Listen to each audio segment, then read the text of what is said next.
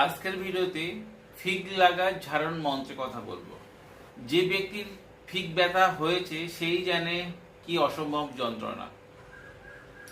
কাজ করতে ব্যথা লাগছে, উঠতে কষ্ট লাগছে, বসতে কষ্ট লাগছে, একটু হাঁটলেই দম লাগছে মনে হয়, সেই জানে কি অসম্ভব যন্ত্রণা। এই যন্ত্রণা থেকে মুক্তি পেতে আপনারা এই মন্ত্রটি প্রয়োগে নিন।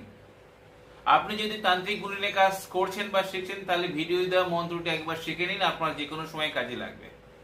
ভিডিও দেওয়া মন্ত্রটি আপনারা শনিবার, মঙ্গলবার অথবা পূর্ণিমার দিন মুখস্থ করে রাখবেন।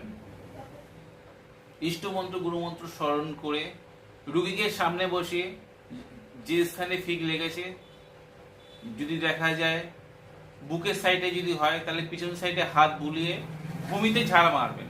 থেকে বাঁ হাত দিয়ে ওপর থেকে বুলিয়ে মাটিতে ঝাড়া দেবে 7 বার। নিমেষে কিন্তু সেই ফিগ লাগা ব্যথা থেকে মুক্তি পাবে।